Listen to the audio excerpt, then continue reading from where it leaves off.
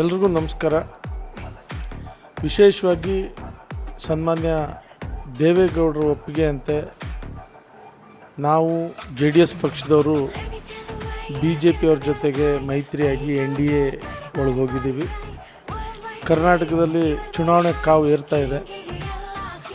ದೇವೇಗೌಡರ ನಿರ್ದೇಶನದಂತೆ ನಮ್ಮ ನೆಚ್ಚಿನ ನಾಯಕ ಕುಮಾರಸ್ವಾಮಿ ಅವರು ಹೇಳಿದಂತೆ ನಾವು ಇಲ್ಲಿ ಉತ್ತರ ಕನ್ನಡ ಲೋಕಸಭಾ ಕ್ಷೇತ್ರದಲ್ಲಿ ಏನು ಮೇ 7ನೇ ತಾರೀಕು ಚುನಾವಣೆ ನಡೀತಾ ಇದೆ, ಅದಕ್ಕೆ ಎಲ್ಲ ರೀತಿ ತಯಾರಿ ಮಾಡ್ತಾಯಿದ್ದೀವಿ.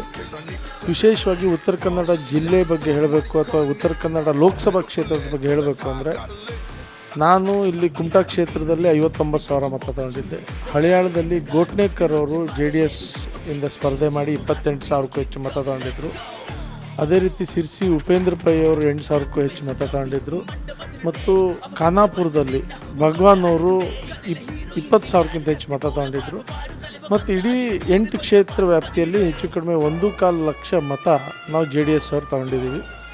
ಈ ಬಾರಿ ಚುನಾವಣೆ ತುರುಸಿರೋದ್ರಿಂದ ನನಗೆ ವಿಶ್ವಾಸ ಇದೆ, ನಮ್ಮ JDS ಏನು ಇವತ್ತು ಮೈತ್ರಿಕೂಟದಲ್ಲಿದೆ, ನಾವೆಲ್ಲರೂ ಓಡಾಡ್ತಾ ಇದ್ದೀವಿ. ಎಲ್ಲರೂ ಓಡಾಡೋ ಪರಿಣಾಮವಾಗಿ ನಮಗೆ ಸಿಕ್ಕಿರುವ ಮತ JDS ಮತ ಅದರಲ್ಲೂ ಇಲ್ಲಿ ವಿಶೇಷವಾಗಿ 1 ಲಕ್ಷಕ್ಕೂ ಹೆಚ್ಚು ಒಕ್ಕಲಿಗರಿದ್ದಾರೆ. ಸೊ ಕುಮಾರಸ್ವಾಮಿಯವರನ್ನ ಪ್ರೀತಿ ವಿಶ್ವಾಸದಿಂದ ನೋಡೋರು ಭಾಳ ಇದ್ದಾರೆ. ಮತ್ತು ನನ್ನದೇ ಆದ ಇಲ್ಲಿ ಕುಮಟಾ ಕ್ಷೇತ್ರದಲ್ಲಿ ಒಂದಿಷ್ಟು ಪ್ರೀತಿ ಮಾಡೋರಿದ್ದಾರೆ. ಹಾಗಾಗಿ ನಾವೆಲ್ಲ ಆ ಓಟನ್ನು ಕ್ರೋಢೀಕರಿಸಿ BJPಗೆ ತರುವಂಥ ಪ್ರಾಮಾಣಿಕ ಪ್ರಯತ್ನ ಮಾಡ್ತಾಯಿದ್ದೀವಿ.